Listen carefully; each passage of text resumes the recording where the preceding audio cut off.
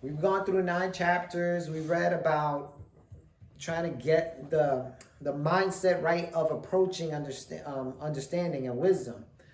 Now we're finally going to get to the wise sayings, the things that we should incorporate into our lives. So we'll start now. Let's see, Proverbs 10, verse 1. The Proverbs of Solomon. A wise son makes a glad father, but a foolish one is the grief of his mother.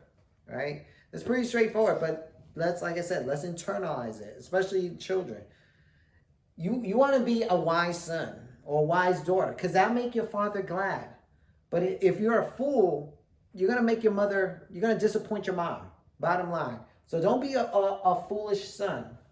Verse 2, treasures of wickedness profit nothing. So if you make money being wicked, I think of like these hip hop artists. All they do is just rap about how much money they have, pride and fornication and drug use. Treasure, they'll get rich. People will download their music and go to their concerts. But in the end, the treasures of wickedness profit nothing. It's not gonna mean nothing. But righteousness delivers from death. If you live right, you're going to be delivered from death. Notice these guys that have the treasures of wickedness, a lot of them get shot down. Then you see these videos on Entertainment Tonight about this hip hop artist dying. And why? Because righteousness delivers you from death. So what do you want? The treasures of wickedness or to be delivered from death? It's your choice, Because the thing is, when we see these wicked people prosper, we feel like, wait a minute, maybe I should go down their path. But it's not going to deliver them from death. Verse 3, the Lord will not allow the righteous soul to famish. That's a promise. God will not let his people go hungry. But he casts away the desire of the wicked. The wicked have desires too. But God says, you know what? You're not even going to get it. He casts them out. Verse 4, he who has a slack hand becomes poor. All right. So if you're lazy, if you just, don't want to do things, you're very laid back. Verse 4, he who has a slack hand becomes poor, but the hand of the diligent makes rich. Right. If you're lazy, if have this laid back attitude, guess what? You're going to be poor.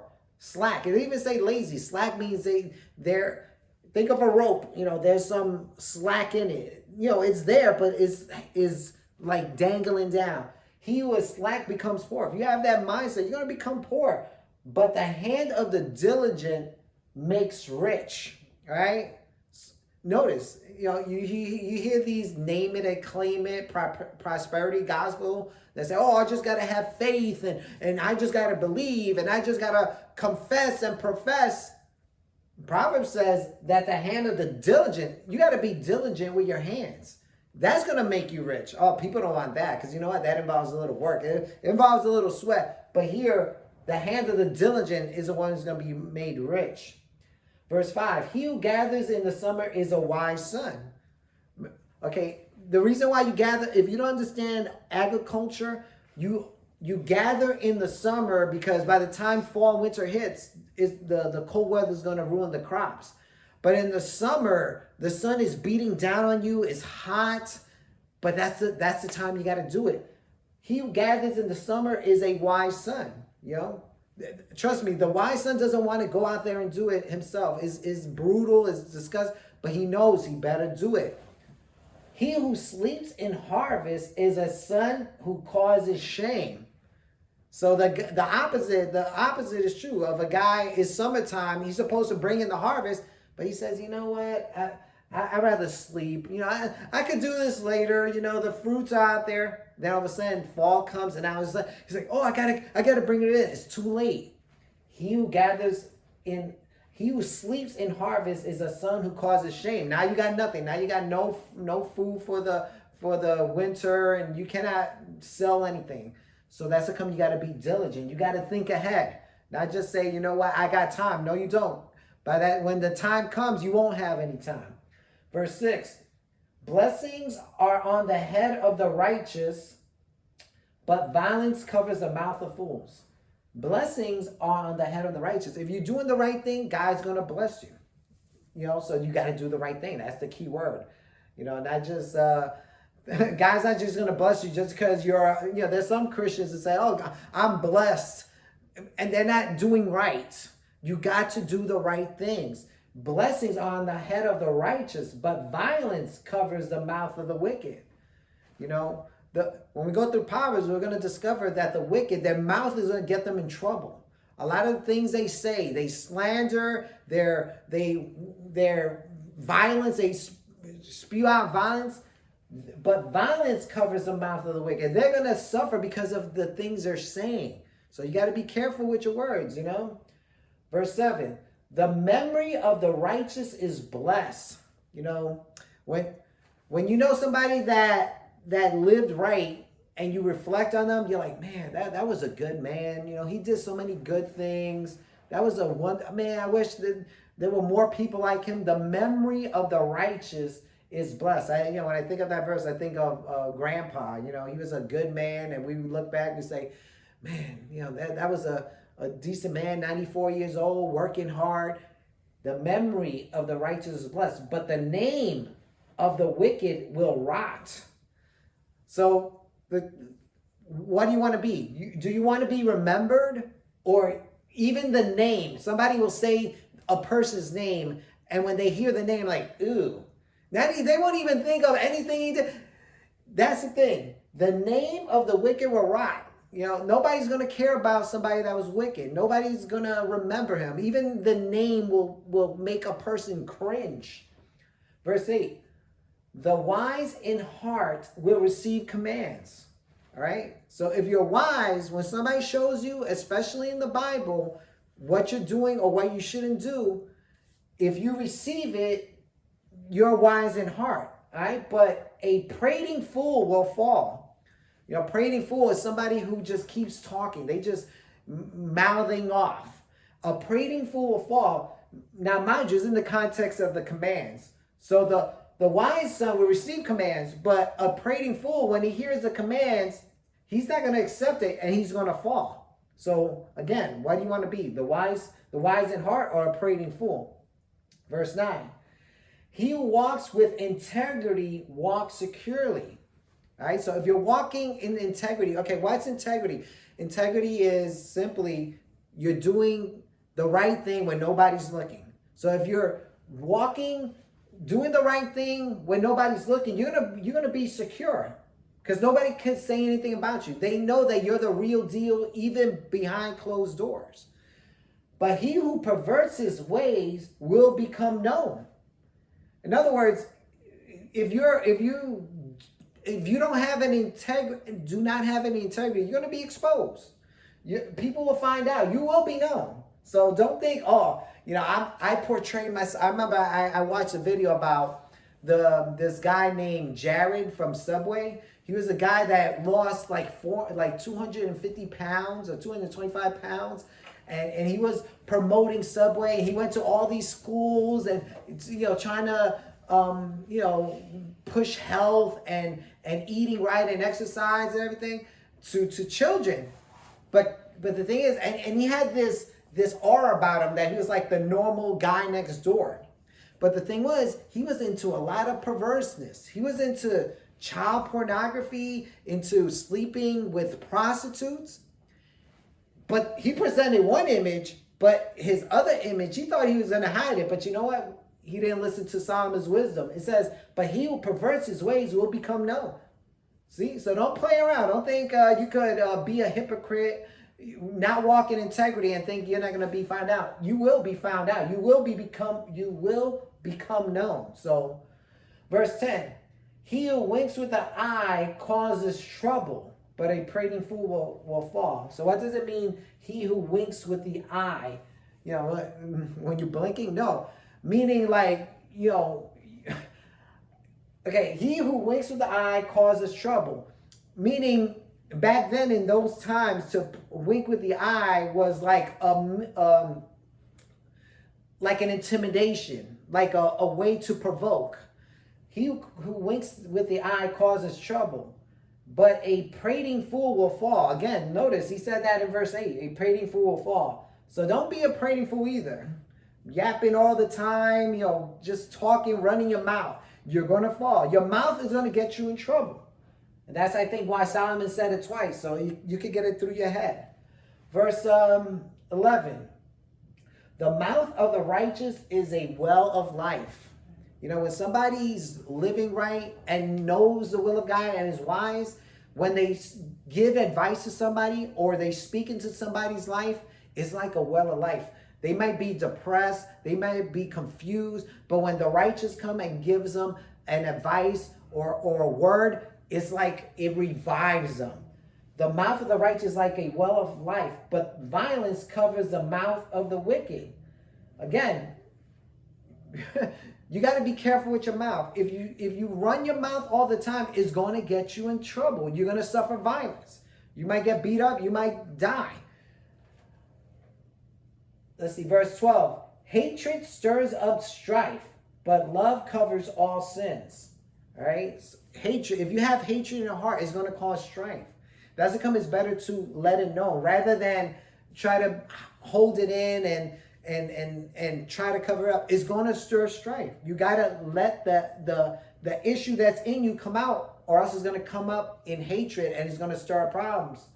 But love covers all sins. If you there are times when somebody does something against you, and instead of you bring it up, you say, you know what, I forgive you, and move on. It's like it never happened. And that's the mentality we should have, especially as believers. Somebody wrongs us, let's not hold it in for decades or just cover it. Say, you know what, it's over, let's move on. Love covers a multitude of sins. Verse 13, wisdom is found on the lips of him who has understanding.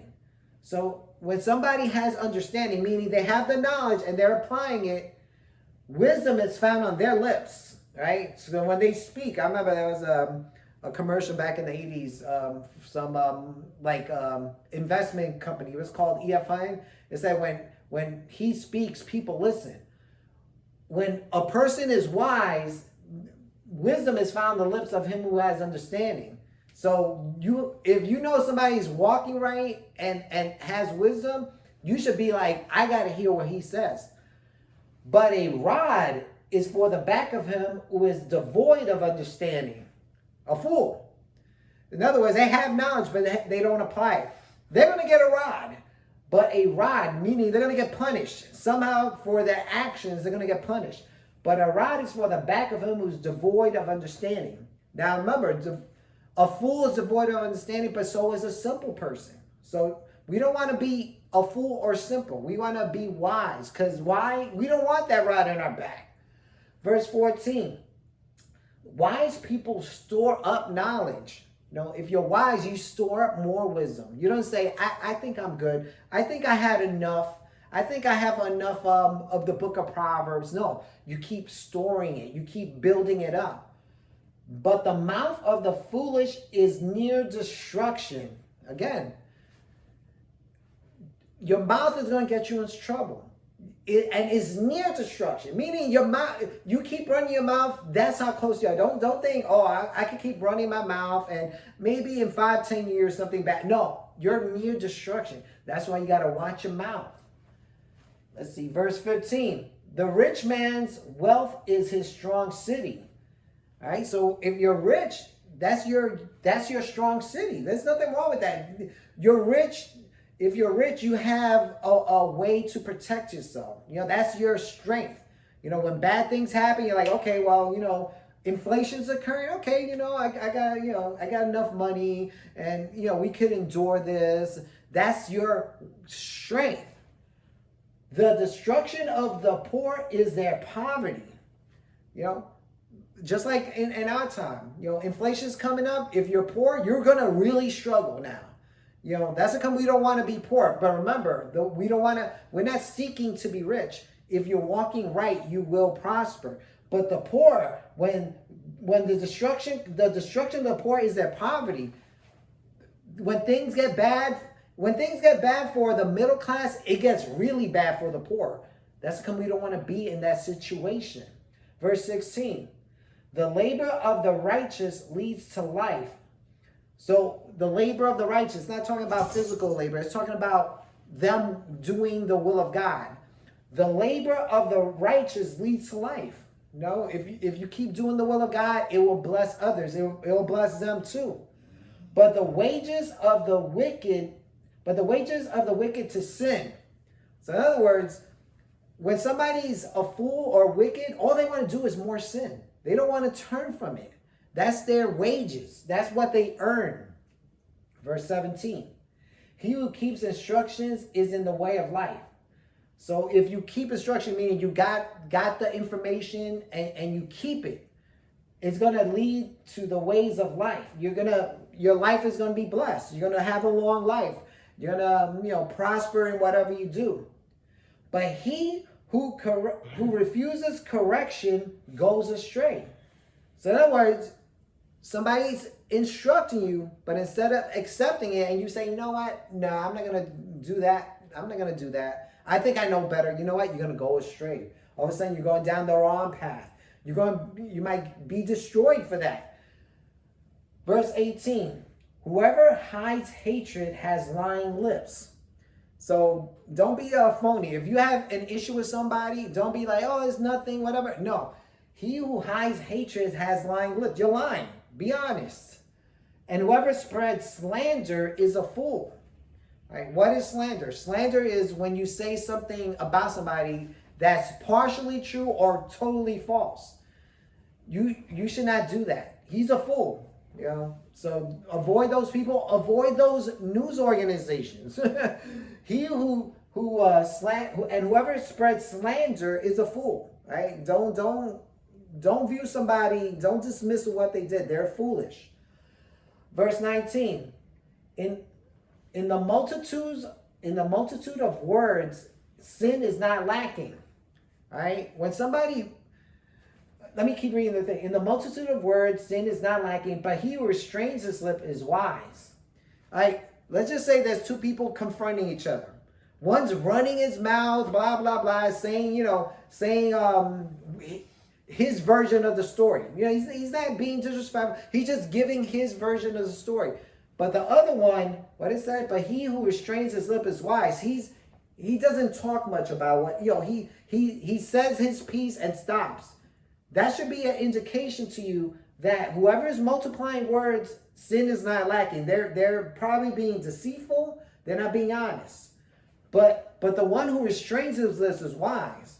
Meaning they got the truth. If you have the truth, you don't need to tell a long, drawn-out story. You just say, this is what happened, that's it. But somebody that has a multitude of words, there's sin in it. So you got to be wise, and you got to be, when you hear somebody talk and they just keep talking and talking and talking, you got to realize, look, they're multiplying words. That means there's sin not lacking. But he who restrains his lip is wise. One thing the book of Proverbs really emphasizes is we should be people that say little, And when we speak clearly. We speak with understanding. We don't just get emotional and just say our pain. We hear and then we speak. Verse 20, the tongue of the righteous is choice silver. When you come across somebody who's living right, when they speak, it should be precious to you. Because they have understanding. The tongue of the righteous is choice silver. The heart of the wicked is little worth. That's what God thinks of the wicked. With their heart. God's like, they're like trash to him. That's what the word says. 21. The lips of the righteous feed many. If you're living right and you speak, it feeds the people around you. It feeds them with truth. It feeds them with reality. It feeds them from death to life. The lips of the righteous feed many. But fools die for lack of wisdom. That's why fools die. They don't want wisdom. They reject wisdom. So we don't want to die. That's the goal. That's what Solomon's trying to get to his son's head. 22. The blessing of the Lord makes one rich. All right. So if you're blessed of God, God's going to bless you somehow, some way. God's going to bless you. You could be in the lowest state, making a $10 an hour, but the blessing, if you decide to follow God with all your heart, soul, mind, and spirit, the blessing of the Lord is going to make you rich eventually. And he adds no sorrow with it. So when you do get rich, you're not going to have to worry about somebody breaking in, robbing you, hating you. He's going to add no sorrow. You're going to get rich, and there's not going to be any, like, for example, somebody, like we read earlier, the wicked, they get rich, but they have trouble. You're not going to have trouble when God blesses you. All right? Verse 23. To do evil is like sport to a fool. I remember hearing some coworkers of mine, they were just talking and they were mentioning about, hey, aren't you, I thought you were going to get married. And then like, oh, no, we decided not to. And, but what's the big deal? Ha, ha, ha. It's called fornication. You're in fornication, but to them, it's like a sport. To do evil is like sport to a fool. It's like, what's the big deal? Well, there's nothing wrong with it. But a man of understanding has wisdom. If you have understanding, you'll be like, wait, no, that's going to lead you to hell. And even on earth, that's a very dysfunctional way to have a relationship. You should get married. That's the way God has ordained it. The man of understanding has wisdom. They know better. But the fool, it's like sports to them. It's like, it's not a big deal. Verse 24. The fear of the wicked will come upon him. See? If you're wicked, you're going to have a fear. It's going to come upon you. That's a promise from God. The fear of the wicked will overcome him, and the desire of the righteous will be granted. Wow, what a beautiful promise. So if you're doing right, and you have a desire that's godly, that there's nothing sinful in it, God's going to give it to you. That's a promise. But you got to be righteous. God, it's like in John 9 where the man said, we know that God does not hear sinners, but he that doeth his will, him he heareth. God hears your desire. It's not even like, I just want to save souls. No, something that you want. God says, I'm going to give it to you. He'll grant it to you. Wow, that's a beautiful thing. Verse 25. When the whirlwind passes by, the wicked is no more. Like, so what is talking about? When there's like a little tornado and, they're going to be gone, only the wicked? No. In life, there's going to be trouble. There's going to be trouble that happens to everybody. The whirlwind doesn't care about the righteous or the wicked. But when the trouble comes, the wicked is no more. They're gone. That's it. Because just like we read earlier about the poor, that their destruction is their poverty. The wicked, when the troubles come, they're going to be punished because they were not prepared for it. But the righteous have an everlasting foundation. If you're doing right, you're going to be grounded. A foundation is something that a house is built on. You're not going to be moved. It's an everlasting foundation, meaning you're not going to be moved ever. Verse 26. As vinegar to the teeth and smoke to the eyes. Like vinegar, if you ever tasted apple cider vinegar, it's nasty. It's like, oh. And if you ever had smoke in your eyes, like charcoal, you're cooking burgers and then the smoke goes in your eyes, or even a regular grill and the smoke is like, whoa. So is a lazy man to those who send him. So in other words, when you're trusting in somebody to do something for you and they're lazy, that's how you feel. You feel like it's smoke in your eyes, like, oh. I was like, oh, it's very cringy. So what is that going to tell us? First of all, if you're lazy, that's what people think about you. Second of all, if you find somebody and you discover they're lazy, don't trust them with things that involves anything that you got to put your hope in them, because they're going to disappoint you. Verse 27, the fear of the Lord prolongs day, right? That's our goal in life. One goal in this life is to live as long as possible. The number one thing that will prolong your life is not exercise, is not eating right, is not sleeping right. The thing that will prolong your life the most is the fear of the Lord. That will prolong your days more than any of those things. But the years of the wicked will be shortened.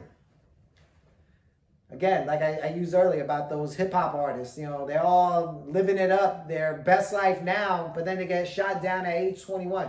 Biggie and Tupac, where are they now? The years of the wicked will be shortened. That's a promise. So don't be wicked. Why you want to die by the age of 25, 30, when you could have lived to 60, 70? The hope of the righteous will be gladness. Right? So if you're righteous, what you want is just to be happy. That the hope of the righteous, that's our hope. If you're righteous, is just to be glad. You just want to be glad. You don't want to be depressed or sad. That's our hope. But the expectation of the wicked will perish. So any desire they have, the wicked is going to die. They're not even going to get it. They'll get the little maybe crumbs of 2 or 3 years of riches and fame, but then they're going to perish. Verse 29, the way of the Lord is strength for the upright. So if you're walking in God's way, that's your strength. You realize, I am doing the right thing. I am walking the right path. I look around me, people are dropping dead, relationships, marriages are dropping dead, kids are getting all crazy, but the way I'm going in the way of the Lord, and that's my strength for the upright, those who are doing the right things. But destruction will come to the workers of iniquity. You keep messing around, you're going to find out. You keep committing adultery, you keep stealing and lying and blaspheming. Your destruction, you're going to suffer destruction. That's the path you're going to. So why not go the way of the Lord where there's strength? Verse 30, the righteous will never be moved. If you're really right, you're established, nothing is going to move you. Nothing. The devil could throw anything at you. It's not going to move you. The righteous will never be moved. But the wicked will not inhabit the earth. When Jesus comes, he's going to create a kingdom on this earth, a new heavens and a new earth. They're not going to be here. They're not going to inhabit this earth. They're going to inhabit the lake of fire, technically speaking. Verse 31, the mouth of the righteous brings forth wisdom. If you're around somebody that's wise, their mouth is just full of wisdom. They speak wise things, And it's very troubling when somebody says they've been in the faith for 5, 10, 15 years and they have no wise sayings. That should be troubling because that should be something that should be coming out of their mouths. But the perverse tongue will be cut off. So anybody who speaks perverse things, the word perverse means twisted things. It could only in our generation, we think of a pervert as like a predator, like a child predator, like that. But perverse means they twist. The person who has a twisted tongue will be cut off. So when you speak, what you're saying should come from truth, not from being deceitful. And then the last verse. The lips of the righteous know what is acceptable. Right? So when you're right, you know what's right and wrong. You know what's acceptable. And your lips will declare it. But the mouth of the wicked, what is perverse? All the wicked know is how to twist things around. They make left, right, up, down, good, evil. That's what comes out of their mouth. But the lips of the righteous know what is acceptable. All right, so we'll stop there. This chapter, it talked a lot. If I had to really ponder it, it emphasizes more about your speech. All right, and your speech tells the world what kind of person you are. Whether you're a righteous person, a wise person, or a fool, or someone who's walking in the wrong way. So we gotta, by your mouth, it'll give evidence of where you are. If you're a wise person or a fool. So we'll end there.